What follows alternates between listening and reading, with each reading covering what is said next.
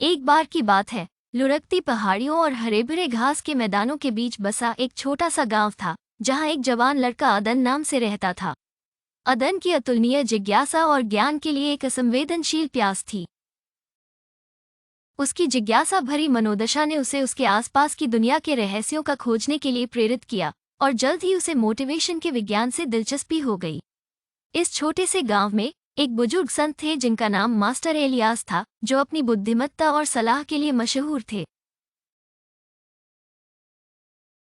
एक सूर्यमुखी सुबह में अदन ने मास्टर एलियास के नम्र निवास के आंगन में बैठते हुए अपने आप को पाया, जहां खिलते फूलों की महक और हवा में पत्तियों की कोमल सरसराहट उसे घेर रही थी। बुद्धिमान ऋषि ने अदन का वार्म स्माइल के साथ स्वागत किया और उसे बगीचे का खोज करने के लिए आमंत्रित किया। जब वे रंगीन फूलों के बीच घूम रहे थे, तो अदन अपनी उत्सुकता को रोक नहीं सका। मास्टर एलियास, उसने शुरू किया, चुनौतियों और बाधाओं के सामने मोटिवेटेड रहने के लिए क्या करना चाहिए? मास्टर एलियास, उसकी बुद्धिमान आंखों चमकते हुए, मोटिवेशन के साइंस को समझाने लगे। अदन, मोटिवेशन एक नाजुक फूल है जिसे देखभाल की जरूरत होती है। ओह, इसके मूल स्वरूप को समझने के लिए आपको आंतरिक और बाहरी कारकों के खेल को समझना जरूरी है। सोचिए कि मिट्टी में एक बीज लगा हुआ हो। मिट्टी आपके आंतरिक कारकों, आपके जुनून, मूल्यों और विश्वासों को दर्शाती है। बीज को सही माहौल की जरूरत होती है, जैसे आपके आंतरिक कारक आपके लक्ष्यों से मेल खाते हैं। अदन आशय से सुनी, एक स्पंज की तरह ज्ञान अवशोषित। मास्टर एलियास ने बाहरी कारकों की व्याख्या की, उन्हें बढ़ते हुए पौधे के लिए धूप और पानी की तरह बताया। बाहरी कारक, जैसे कि सहायक वातावरण, प्रोत्साहन और एक अच्छी योजना, मोटिवेशन के लिए आवश्यक पोषण प्रदान करते हैं। जैसे जैसे दिन बीतता गया, मास्टर एलियास ने उन लोगों की कहानियां साझा की जो अपने अटूट परिस्थितियों से निकलकर ऊंचाइयों को छू गए। प्रेरणा। अदन ने सीखा कि झटके तूफान की तरह थे, लेकिन आंतरिक कारकों और बाहरी समर्थन की एक मजबूत नींव के साथ।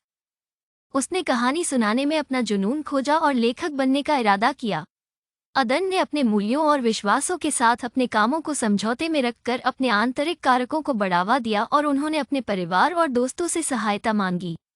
हालांकि किसी भी यात्रा के साथ चुनौतियां उत्पन्न होती हैं। इन समयों में उसने मास्टर एलियास से मिलने का फैसला किया। ऋषि ने अदन का जानकार स्वागत किया। मेरे दोस्त, थप्पे सिर्फ यात्रा का हिस्सा है और अंत नहीं। उन्हें मजबूत करने का मौका मानकर उन्हें अपना बनाओ।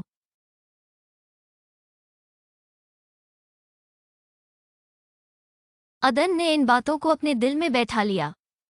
असफलताओं को विकल्पों के रूप में देखकर नए दृढ़ संकल्प के साथ उसने अपने रास्ते पर जारी रखना तय किया, मोटिवेशन के विज्ञान की समझ से प्रेरित होकर। वर्षों बीते और अदन की यात्रा उसे एक मशहूर लेखक बनाने तक ले गई। उनकी कहानियां बहुत से लोगों के दिलों को छू गईं, जिन्हें अपने जज्बे के साथ निरंतर काम करने के लिए प्रेरित किया। एडन कभी मास्टर एलियास और प्रेरणा के विज्ञान से सीखे गए अनमोल पाठों को नहीं भूला।